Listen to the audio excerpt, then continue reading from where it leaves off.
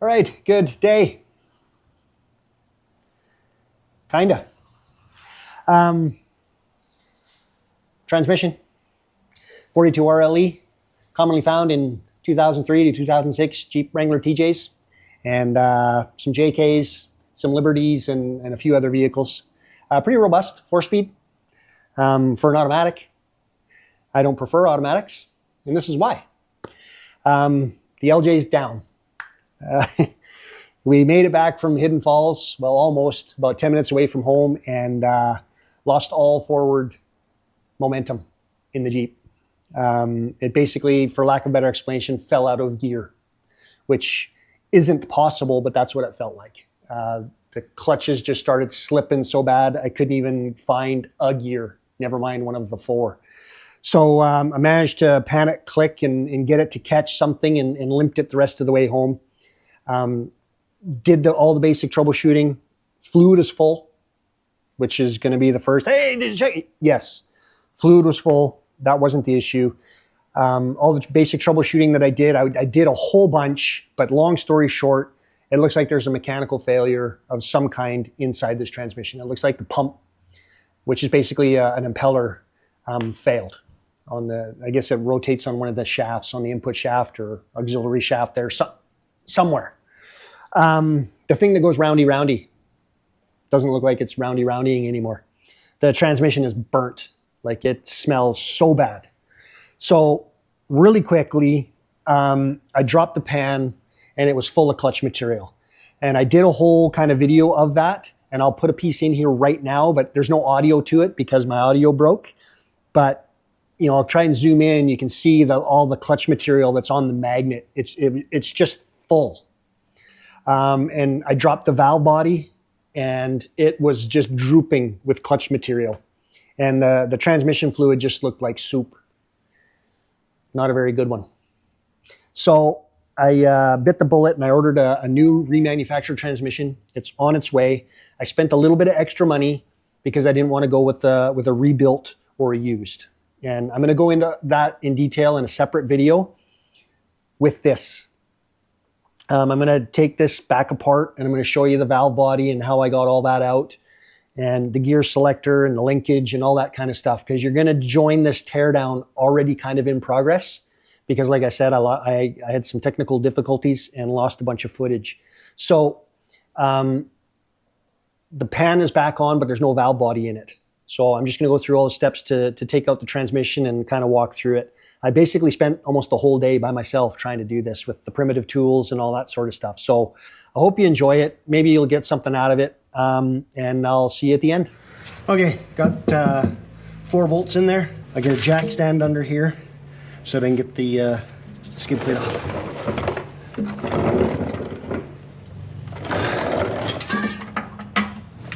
These ones are 13.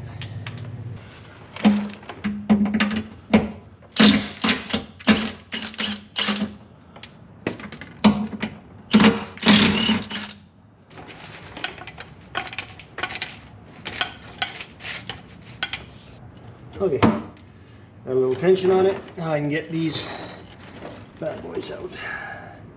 And I think those are 18 or... Okay, these on the skid plate are an 18.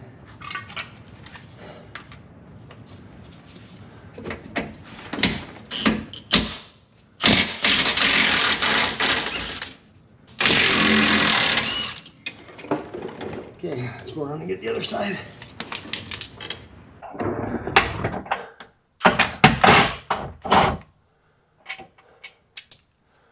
Okay, last one's out. See if we can lower this without.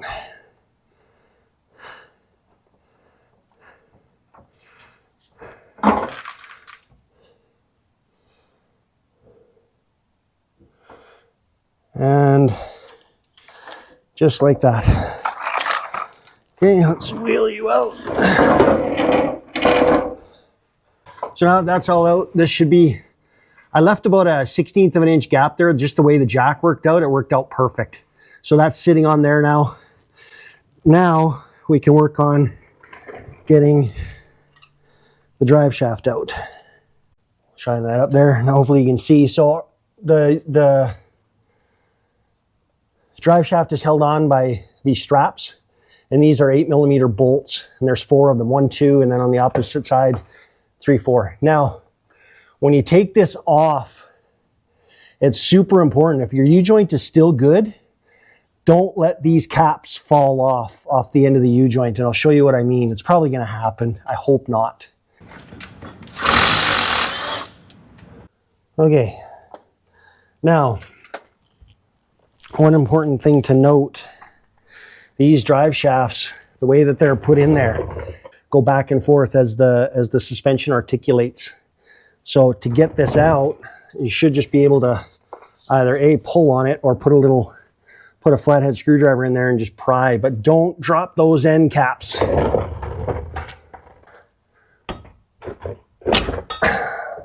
Oh, there it goes, it gave.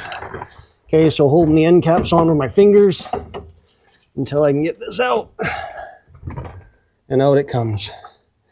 Okay, now what I'm gonna go do is get some tape, some painter's tape, and wrap that, I don't know where my painter's tape went, so I'm gonna just use electrical tape. The principle's the same.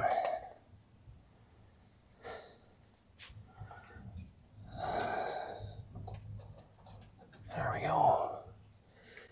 It goes on.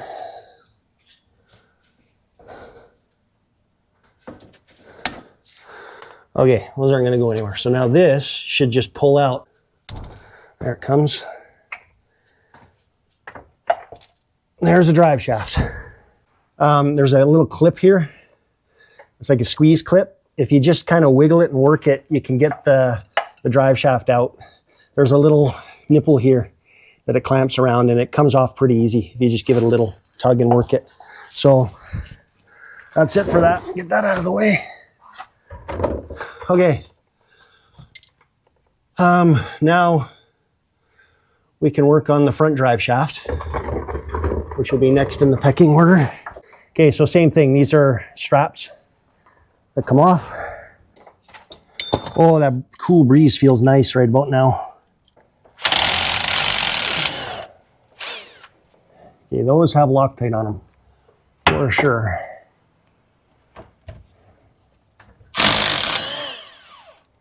Okay, these caps are the same principle. Don't let them come off. This is how I want to spend my Saturday. Rolling around all over the floor. Okay, that broke loose, and same principle. So, grab my tape. Let's see if we can get these out.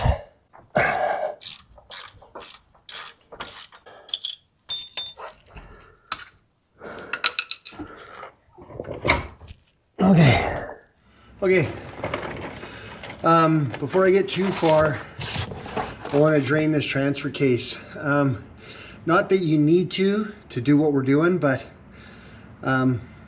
truth be told, I never did anything with this when we got this thing back on the road. So I'm going to go ahead and drain this and put new fluid in it anyway. Oh, looks like it's that one. Okay, so same as last time. Always check to make sure that you can get the fill plug out before you pull the drain plug. Because if that is buggered, I mean, you're gonna have to do it eventually, but I wouldn't take it out at this point in time, because if I can't put fluid in it, I really don't want to get in that pickle. Now this should be literally right there, which it is. So that's nice and full, and it doesn't look horribly bad, which is a good thing. Oh yeah, I hate doing that. Okay, I'm sitting under here contemplating my life choices. Whether or not to take the transfer case off while I'm under here. And looking the way that this is, if I don't take this off, trying to put the transmission jack under here, it's going to make it really rear end heavy and kind of cumbersome. So I think I'm going to go ahead and take this out. So these electrical clips There's a tab under here. There's a tab. I don't know if these have ever been off. There goes. Oops. I pulled it right out. You don't have to, but sometimes it's just easier. And then to get this off should just be a thumb push. This tab right here just pushes in, and this should just wiggle off. Okay, little plastic clips. Okay, let's talk about this transfer case. So this linkage needs to pop off, and that should just actually pry out. You can do it from either side. I'll probably see if I can get it out from the bottom here. And then finish getting out the rest of these electrical connectors. And then this is the linkage bracket, which will come off with the mounting bolts. I'm going to start just kind of peeling this away. I may put you in time lapse just to get this stuff out, but really it's just prying these out and then working on getting these bolts out. So far, things have been going swimmingly. There's not a lot of rust on this Jeep, so everything's just kind of flying apart, which is fantastic. I don't want to jinx it, but we seem to be doing all right. Okay, let me move you a little bit, and then I'll get in here and see if I can get cracking on this. Oh man, so close, but yet so far. There's the top. Okay, there's the linkage. Keep it out of the way. Okay, so that's that one. Let's see if I can get these bolts out so I can get that bracket out. Okay, these bolts here are 14 millimeter. Oh, come on. Oh, not horrible. I ever tell you guys how much I love these ratcheting wrenches? I like the ones actually that have the swivel on the end here, but these fixed ones work just as good. Okay, so that, I can just leave that up, kind of up out of the way. It's not gonna hurt nothing.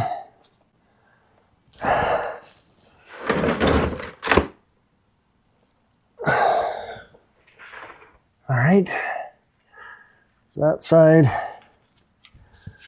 You know, go around to the other side. But while I'm sitting right here, there's a breather hose that looks like it's here.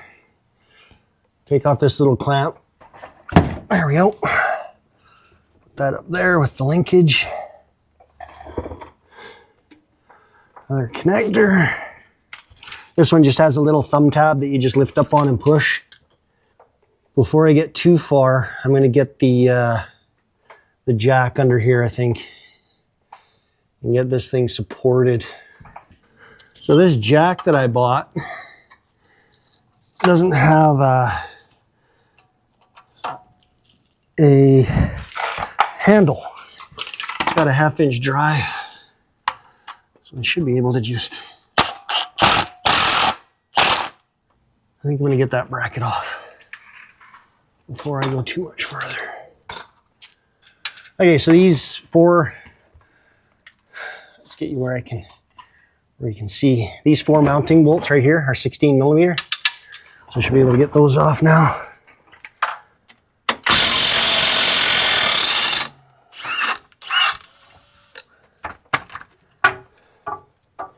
Okay, something's holding that up.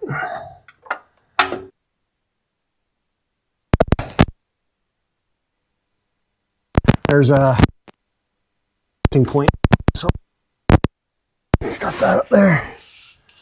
Okay, got that a little snug. Okay, so there's two more bolts right here that need to come out, it looks like, which are also 14 mil. 1, 2, and that should be it, unless there's one on the, nope, I got that one.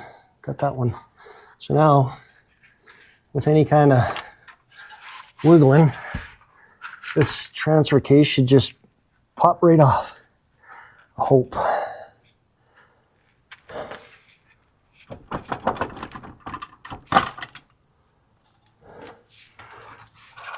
Perfect. Okay. So because I took apart the valve body, I already took the shift linkage and everything off, because to get to the valve body, you have to take this all apart. Not a big deal. I'll go through that when we do the reassembly. Okay. This camera had turned off. I don't know when, because the beep doesn't work anymore. But all I've done, in case it did, so I can capture this later, is I just disconnected the connectors. These ones here are just a simple push to get them off. This was obviously here. And then these ones I had already disconnected. This is off of the solenoid.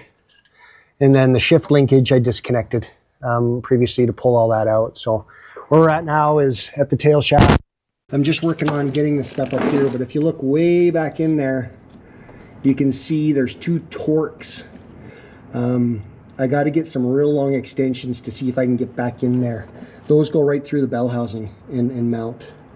So all I'm doing right now is just kind of tinkering around with the wire, making sure I got everything all disconnected, so I'm not fighting myself later. Everything should be pretty much ready to go. I know there's one clip up here holding a wire on that I can't quite get to. I'm just going to do a quick 360 and make sure I got everything off here that needs to come off.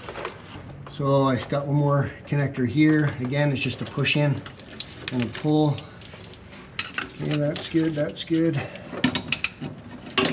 Okay, those are all out. Okay, next is going to be the shift linkage here. So let's pop this off. I'm just going to kind of work here non-methodically. I'm just going to disconnect what I come across.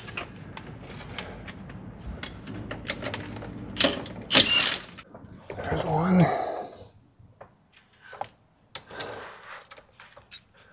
There's two. Okay, so that should be out of the way. Okay, cooler lines. Okay, let's see if these little guys will go. Yep. So 16 mil wrench on these transcooler lines. I'm glad I'm wearing gloves, because I just smashed my knuckles up against that sharp steel that I cut the floor out. Oh, somebody's calling me. Still cruising right along. Let's get these cooler lines out. Sorry, the kids are checking on me since I'm by myself. I wanted to make sure I'm okay. And which is nice. You know, I definitely appreciate it, but you're slowing me down. Oh man, that smell is so bad. Okay, almost there.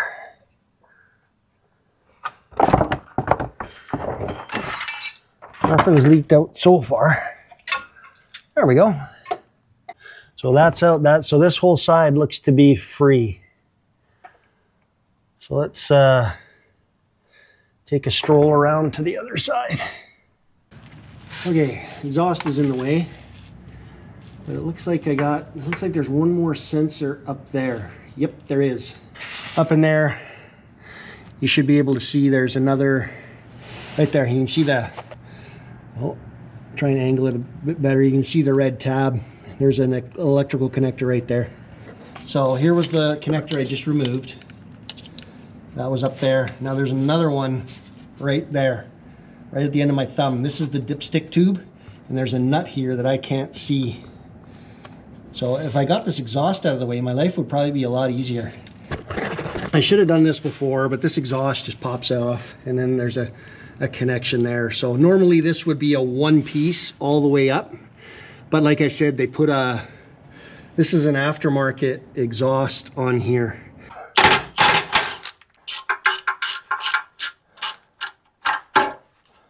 I like it when people do stuff and they use clamps instead of welding. It makes life easy.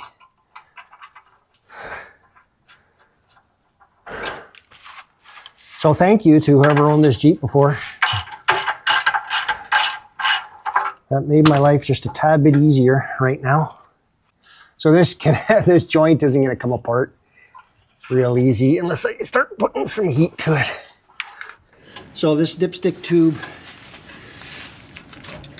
nut hold down bolt thing is it feels like a 10 mil. Actually, hold that thought, it might not be. Yeah, it is. So up on top of the bell housing, there's another bracket that goes in with one of those Torx that holds the dipstick tube in. So now there's a dust shield that's right here. This dust shield gets you to the torque converter bolts, which are going to be the next things to come out. So I need to work on getting this, and I think these are a 15. I should stop guessing because I'm never right today.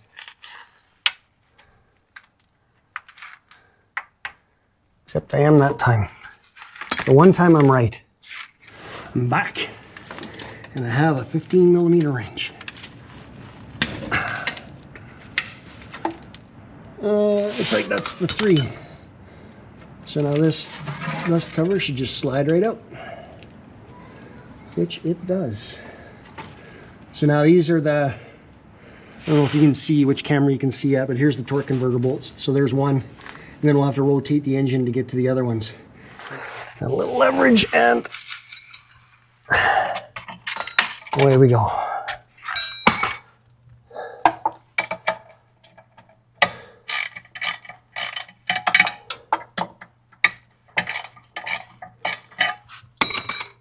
Now I can work on getting these bell housing bolts out, and then we're 96% of the way there. So let's see if we can get these out. Okay, so I got the flex plate bolts out. A little bit of a struggle. So I took out this starter bolt, starter mounting bolt, because the starter's got to come out eventually. And I'm going to work on getting this other side out. Yep, got it. I don't have a ratcheting 16 here, do I? I got every other freaking size wrench, but not that, and I'm not getting up to go get another one. I'm just going to start carrying a crescent wrench everywhere. Oh, and I should have said this at the very beginning. The battery is disconnected. In case all of you are freaking out right now going, hey, hey, hey, hey. No, it's disconnected. This is where an air ratchet would come in super handy, or a battery powered ratchet. It's on my wish list, but I just don't have it. They're expensive, like 200 and some odd bucks. And I hope I don't have to do this again anytime soon. But changing starters is a thing on these Jeeps. So maybe I'll go invest in one, I don't know. Not now though.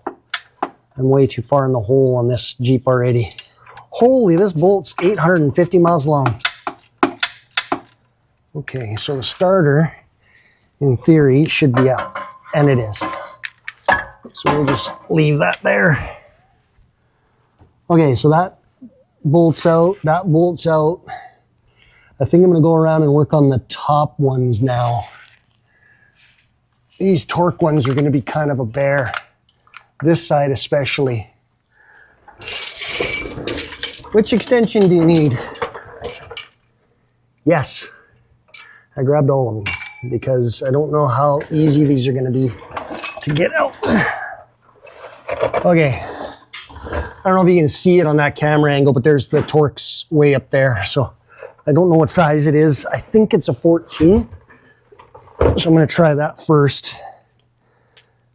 Actually, that looks like it's too big. Let's try this one. That looks like it's right.